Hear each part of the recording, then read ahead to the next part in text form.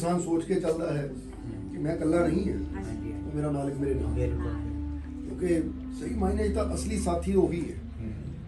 कई बार क्वेश्चन एक सवाल करीदा है कि जे अखा बंद करके हुणे ही सोचीए कि जे हुणे मेरी मौत आ जाए तो कौन है मेरे नाल जाने वाला, किहड़ी चीज़ है मेरा साथ देने वाली।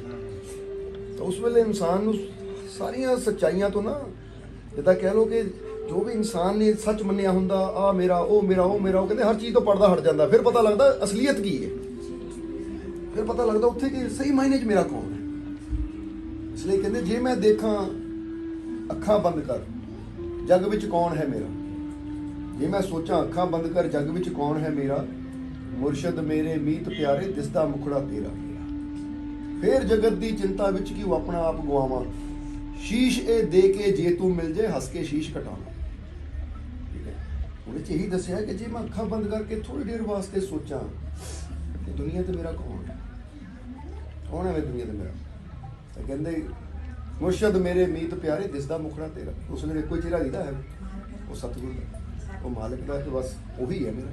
कहते जब पता है कि है ही वो मेरा, तो फिर जगत की चिंता विच क्यों अपना आप गवावां, फिर मैं चिंता करके क्यों गवावां अपना आप, क्यों मैं टेंशन ली जावां कि आ किद्दां होएगा वो किद्दां होएगा, जो पता वही है साथी, वो मेरे नाल है, तो मैं चिंता नहीं करनी, इस जिंदगी का सफर का आनंद लेना। इसलिए मालिक ने उत्ते इंसान जो विश्वास रखता है, यकीन रखता है, तो फिर मालिक कहते हैं चिंता ना कर, कोई भी हर जगह मैंने महसूस कर। जिदा ही एक सत्संग बड़ा दसिया सीगा कि अपने दिल च मालिक का प्यार, मालिक का विश्वास इन्ना वसा लो कि उत्थे टेंशन चिंता या किसी दुख वारस के अंदर जगह ही ना होवे। तो बंदा कहता कमरा पहले ही फुल है भाई, इत्थे तेरे वास्ते जगह है। इतने बंदा सोचे कि मेरे अंदर मालिक का प्यार ही इन्ना भरपूर है, विश्वास ही इन्ना भरपूर है, टेंशन कितने उठावां, चिंता कादी करा, उन्हें तो कमरा हाउस फुल लै, इसलिए टेंशन चिंतावां नूं जगह है नहीं, मेरे अंदर विश्वास प्यार ही इन्ना है, फिर इंसान की जिंदगी भी आसान हो जाती है। बाकी किसी चीज़ की फिक्र नहीं करनी, ठीक है, बस अपने अंदर इसी तरह प्यार विश्वास बना के रखना। बहुत कुछ मालिक ने दिता, तो हाले बहुत कुछ देना भी है, कमी नहीं आमदनी करनी, ठीक है, क्योंकि सुखा का दाता तो वही है, खुशियाँ सुख देने वाला जब नाल होवे तो फिर इंसान ये ना फिक्र करे कि आने वाला समा किधर आएगा। हाँ जी, हाँ फर्ज करो ये मेरा बंदा मन सोचता मैं कुड़ी का ब्याह होना, पता नहीं अगे परिवार को मालिक नाल हर जगह जिथे बच्चे ने जाना है खुशियां ही मिलनी है इन्होंने, क्योंकि इत्थे भी मालिक है, उत्थे भी मालिक है, किहड़ी ऐसी जगह जिथे ना हो। कई बार इंसान सोचता ही अपने घर तो मैं ठीक है, जे मैं किते बाहर चला गया फिर की बनूंगा मेरा, ਇਹਦਾ मतलब तू घर के मालिक ਨੂੰ समझदा बाहर है नहीं मालिक, तो जे तू समझदा बाहर भी वही है, हर जगह वही है, तो फिर जिथे मर्जी चला जा, महसूस कर ये मेरा मालिक मेरे नाल जा रहा है, तो हर जगह मेरी संभाल भी करेगा, मेरी खुशियां भी देगा। क्योंकि एक बच्चे ਨੂੰ माता पिता जो अपने नाल लैके किते भी जाते हैं ना, चाहे वो देश हो विदेश हो, तो बच्चा टेंशन नहीं लेंदा, बच्चा हर चीज़ का आनंद लेंदा, वो पता मेरी फिक्र करने वाले हर कदम से मेरे नाल है। इसी तरह बंदा ये फील करे मैं भी कोई चिंता नहीं करती, मैं चाहे घर हाँ, चाहे बाहर हाँ, चाहे बाजार चाहे किते भी हैं, हर जगह मेरा मालिक मेरे नाल है, और फिर मेरी संभाल भी करेगा और मैनू खुशियाँ भी देगा। इसलिए हर जगह महसूस करना, उधर भी जाना, बस ये सोच के मालिक मेरे रोम रोम च बसे नाल ही है, फिर तुम देखोगे कि हर पासे खुशियाँ कामयाबी मिलनी है, क्योंकि जैसी ऐसी सोच रखनी है कि मालिक उतना रिजल्ट देंगे वे सानू।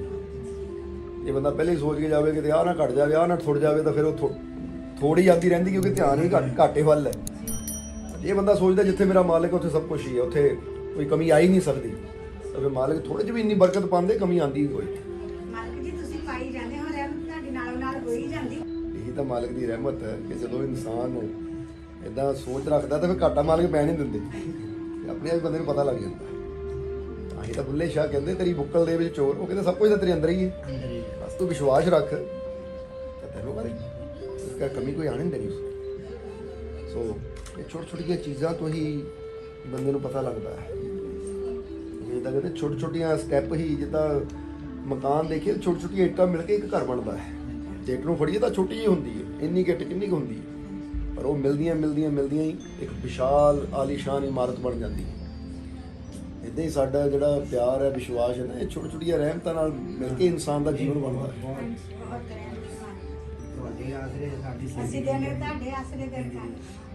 1 ਸਾਲ ਤੋਂ ਕੁਝ ਮਹੀਨੇ ਸਾਨੂੰ ਜੁੜਿਆ ਨੂੰ ਹੋ ਗਿਆ ਤੁਹਾਡੇ ਨਾਲ, ਜਾਣੀ ਕਿ ਇੰਨਾ ਮਜ਼ਾ ਸਾਨੂੰ, ਇੰਨਾ ਸਕੂਨ ਮਿਲਿਆ ਤੇ ਸਾਨੂੰ ਵੀਰਵਾਰ ਆਉਂਦਿਆਂ ਨੂੰ ਅਸੀਂ ਕੋਸ਼ਿਸ਼ ਤੋਂ ਉੱਥੇ ਮੋਟਾ ਜਿਹਾ ਕਰਦੇ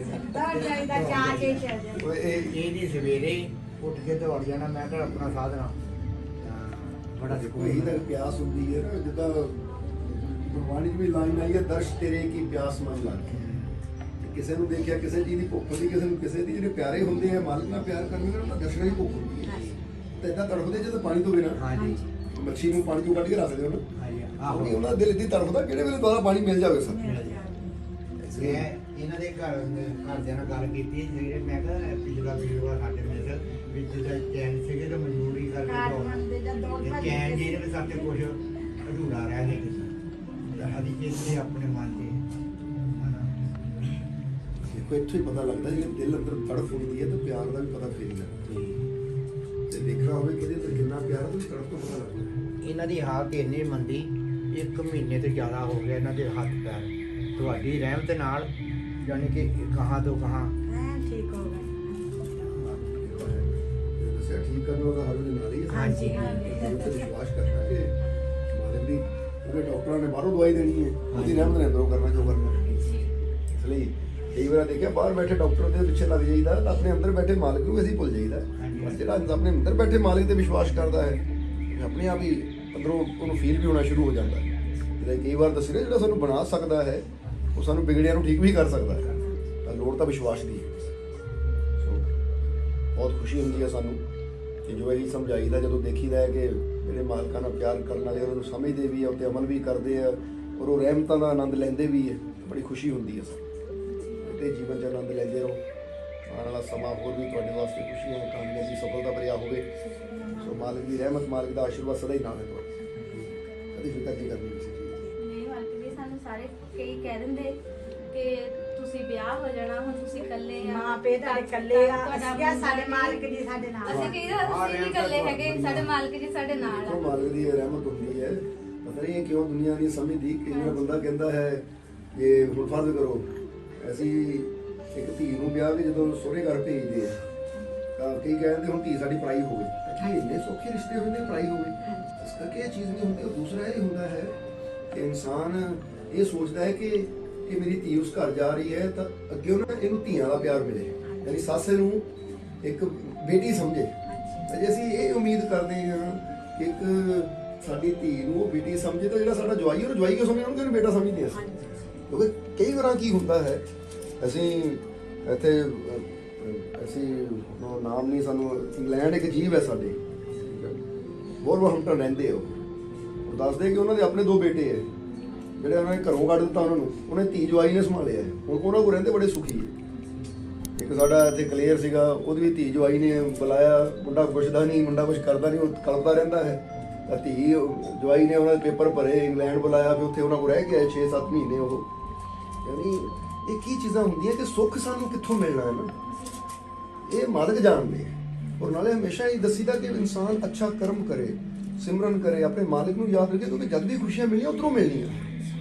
ਇਹ ਬੰਦਾ ਸੋਚੇ ਕਿ ਮੈਨੂੰ ਕਿਸੇ ਨੇ ਖੁਸ਼ੀ ਦੇਣੀ ਹੈ ਤਾਂ ਨਹੀਂ, ਜਦ ਵੀ ਸਾਨੂੰ ਖੁਸ਼ੀ ਮਿਲਦੀ ਹੈ ਸਾਡੀ ਅੱਛਾਈ ਤੋਂ, ਸਾਡੀ ਕਰਨੀ ਤੋਂ ਮਿਲਦੀ ਹੈ। ਇਸ ਲਈ ਬਹੁਤ ਦੁਨੀਆ ਤੇ ਐਸੇ ਦੇਖੇ ਅਸੀਂ, ਸਾਡੇ ਕੋਲ ਤਾਂ ਹਜ਼ਾਰਾਂ ਹੀ ਫਰਿਆਦਾਂ ਆਉਂਦੀਆਂ ਰਹਿੰਦੀਆਂ ਹੈ ਕਿ ਉਹਨਾਂ ਤੁਹਾਡੇ ਤੋਂ ਦੂਰ ਨਹੀਂ ਹੈ।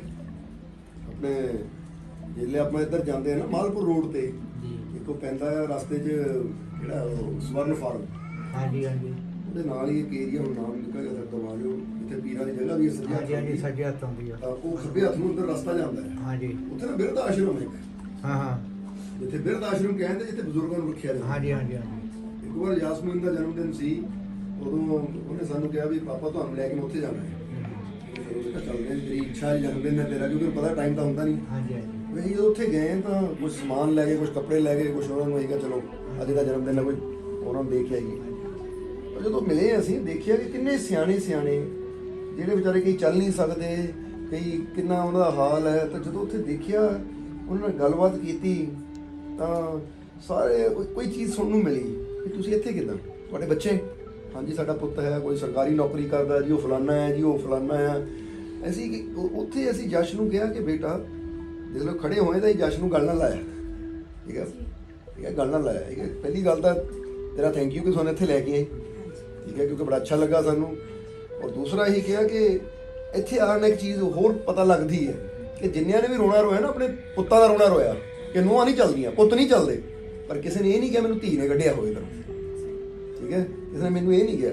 ਔਰ ਜ਼ਿਆਦਾਤਰ ਅਸੀਂ ਉੱਥੇ ਪੁੱਛਿਆ, ਜੇ ਤੁਸੀਂ ਵੀ ਜਾ ਕੇ ਦੇਖੋਗੇ ਤਾਂ ਜ਼ਿਆਦਾਤਰ ਬਜ਼ੁਰਗ ਇਦਾਂ ਦੇ ਜਿਹਨੇ ਧੀਆਂ ਹੈ ਹੀ ਨਹੀਂ, ਸਿਰਫ ਪੁੱਤ ਹੀ ਹੈ। ਤਾਂ ਉਹ ਰੋਂਦੇ ਆ, ਕਹਿੰਦੇ ਕਾਸ਼ ਸਾਡੀ ਧੀ ਹੁੰਦੀ ਤਾਂ ਸ਼ਾਇਦ ਇੱਥੇ ਨਾ ਹੁੰਦੇ, ਧੀ ਸਾਨੂੰ ਸੰਭਾਲ ਲੈਂਦਾ। ਇਸ ਲਈ ਇਹ ਚੀਜ਼ਾਂ ਕੀ ਹੁੰਦੀਆਂ ਕਿ ਆਪਾਂ ਬੰਦੇ ਨੇ ਆਪਣੀ ਸੋਚ ਬਣਾਈ ਹੋਈ ਹੈ ਕਿ ਪੁੱਤ ਸਾਨੂੰ ਸੁੱਖ ਦੇਗਾ, ਇਹ ਸੁੱਖ ਦੇਗਾ। ਨਹੀਂ, ਸੁੱਖ ਜਦ ਵੀ ਦਿੰਦਾ ਉਹ ਰੱਬ ਦਿੰਦਾ ਹੈ, ਸਾਡੀ ਕਰਨੀ ਦਿੰਦੀ ਹੈ।